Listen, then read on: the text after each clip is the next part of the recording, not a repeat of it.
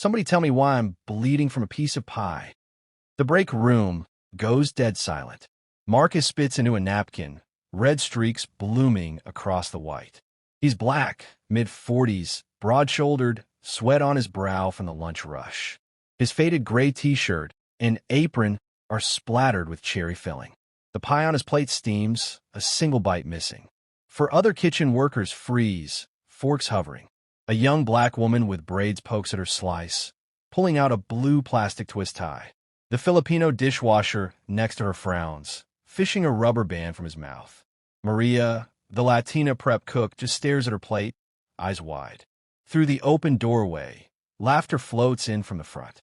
3 white staff, servers and a manager, are eating sandwiches, clean plates, no pie. The manager, heavy-set, red-faced, late 50s, glances back, sees the commotion, and frowns. Marcus stands, napkin in hand, voice sharp as a knife. Who made this pie? Maria's voice is barely a whisper. Chef did. Said it was a treat for the back. The manager barrels in, voice booming. What's the drama back here? Marcus holds up the napkin, the metal shard glinting. This wasn't my food. You want to explain that? The manager's eyes flicker, just for a second. Then he shrugs. Accidents happen. You want something else? Make it yourself. Marcus's jaw tightens. He looks around the room, at the staff, at the pie, at the manager. He's seen enough. He wipes his hands, unties his apron, and walks out, past the startled staff, past the manager's protests, straight to the office. The manager follows, blustering. You can't just walk off the line. You're on the clock. Marcus doesn't answer. He pushes open the office door, steps inside, and closes it behind them. The manager's voice drops, suddenly wary. What's this about? Marcus turns, eyes cold. Sit down. The manager blinks, caught off guard. Excuse me. Marcus's voice is steel. Sit down. The manager sits. Marcus pulls out his phone, opens the camera, and places the napkin with a metal shard on the desk. You know who I am? The manager's face goes pale. You're the new dishwasher. Marcus. Marcus shakes his head. No, my name is Marcus Grant. I'm the new regional director. I own this place as of last month. The manager's mouth opens, then closes. He looks at the napkin, at the phone, at Marcus. This is a joke, right? Marcus doesn't smile. You serve contaminated food to your own staff. You laughed it off. You've got a problem, and it's not just in the kitchen. The manager tries to recover. Look, I didn't know. Sometimes things slip through. We're busy. I'll talk to the chef. Marcus cuts him off.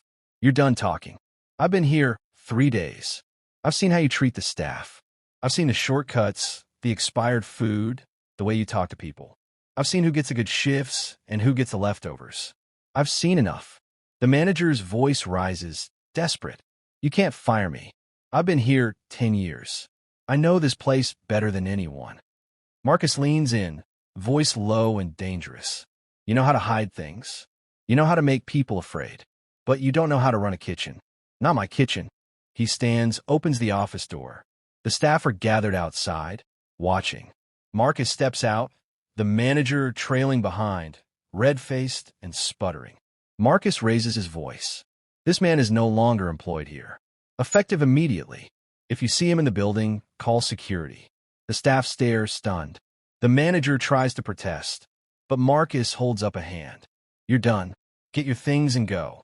The manager storms out, slamming the door so hard the bell falls off. The staff stand frozen, unsure what comes next.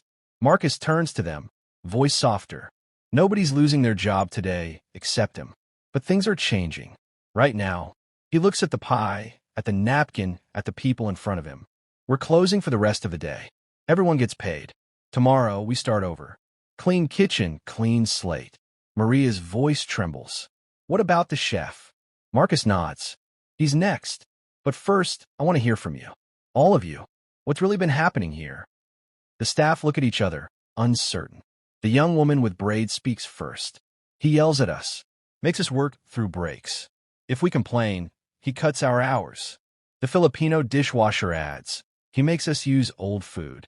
If we throw it out, he docks our pay. Maria wipes her eyes. He calls us names, says we're lucky to have jobs. Marcus listens, taking it all in. He sees the fear, the exhaustion, the hope. He nods. Thank you. Tomorrow we fix this. Together. He looks at the pie, the metal shard, the staff. This ends now. Stay with me. Because what comes next is bigger than a piece of metal in a pie. You're really shutting us down? The question comes from Maria, her voice small but hopeful. The kitchen is empty except for the staff, the pie, and the echo of the manager's exit. Marcus stands at the center, sleeves rolled up, the metal shard still on the desk behind him. He nods. We're closed today. No customers, no shortcuts, no fear. We clean. We talk. We start over. The staff exchange glances. The young woman with braids, her name is Tasha, lets out a shaky breath. I've never seen anyone stand up to him before. Marcus offers a tired smile.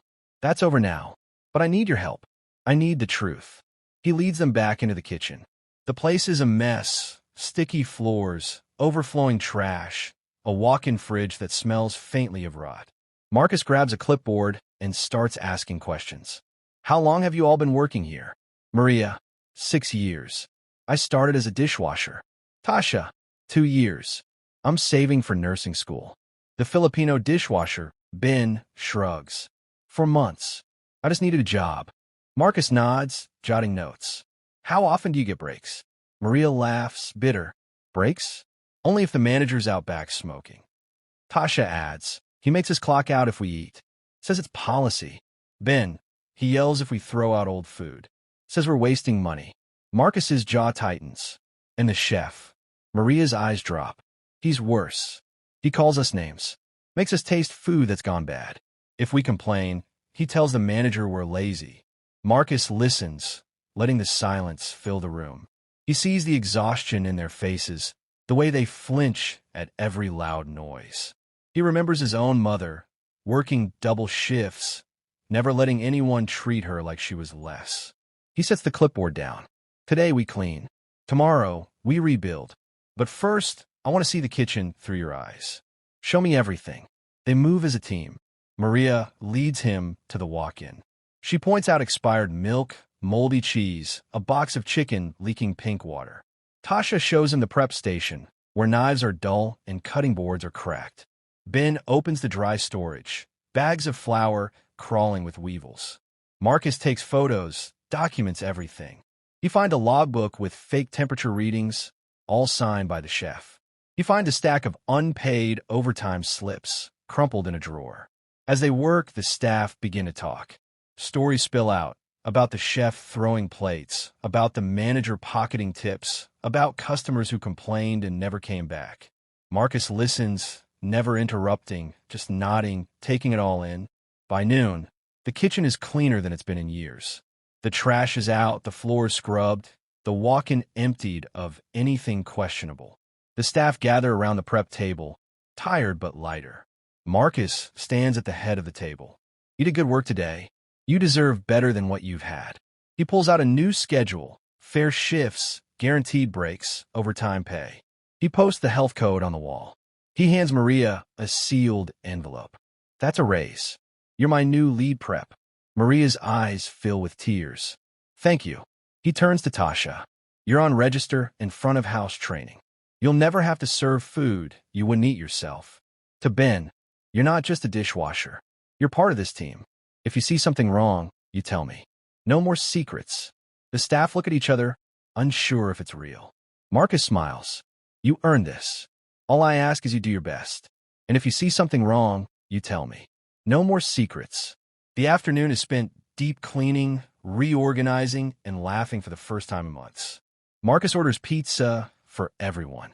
They eat together at the prep table, no pie in sight, just relief and a little hope. As the sun sets, Marcus gathers them one last time.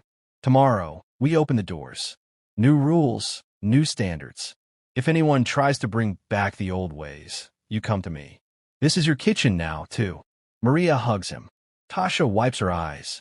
Ben grins, shy but proud. Marcus locks up, steps outside into the cool evening air.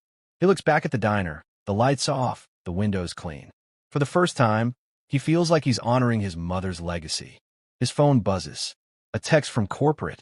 How's the new location? Marcus types back. Messy, but worth saving. He pockets his phone, breathes deep, and heads home. Tomorrow, the real test begins. Stay with me, because when the doors open, the whole town will see what's changed, and not everyone will be happy about it. Open the doors, Maria. It's 6:59 a.m. The staff stands in a nervous huddle by the front counter, the morning sun painting gold across the spotless floor. Marcus stands with them, not in a suit, but in a clean apron, sleeves rolled up. Maria's hands tremble as she unlocks the door. Tasha straightens her name tag. Ben wipes his palms on his jeans. The first customer is an older black man in a faded work shirt. He hesitates at the threshold, eyes darting around the newly bright diner. Maria greets him with a smile. "Welcome in, sir. Coffee." He nods, sits at the counter. Tasha pours a fresh cup, sets it down with a slice of warm apple pie. The man takes a bite, chews, and closes his eyes. "Tastes like it used to," he says, voice soft. Word spreads. By 8 o'clock, the booths are filling up. A mother with 2 kids, a pair of construction workers, a nurse just off the night shift. Marcus moves from table to table, checking in, pouring coffee, listening. He hears the same thing again and again. "It feels different in here. You all look happier.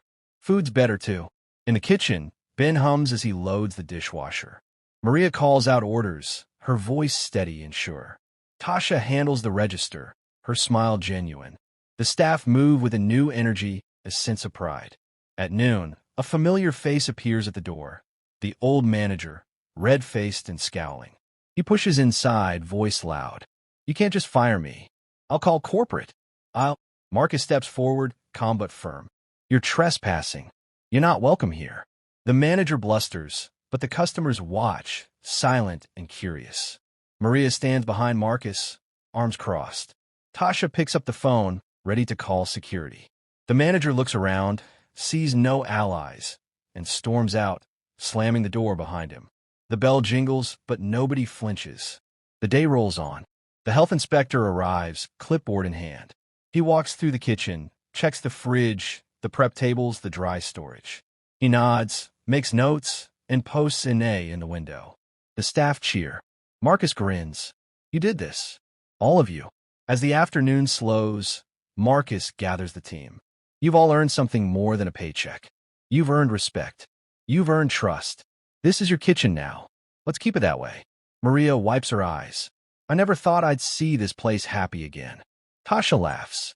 "I never thought I'd want to stay." Ben grins. "I'm proud to work here." Marcus looks at them, pride swelling in his chest. "My mother used to say, feed people like family. That's what we're doing now, and we're not going back." The sun sets. The last customer leaves. The staff clean up, humming, joking, moving with purpose. Marcus stands at the window, watching the streetlights flicker on. He thinks of his mother, of the legacy she built, of the day he almost walked away. His phone buzzes. A message from corporate. "Saw the reviews. Whatever you're doing, keep it up." He smiles, tucks the phone away, and turns back to his team. "Let's lock up. Tomorrow, we do it all again."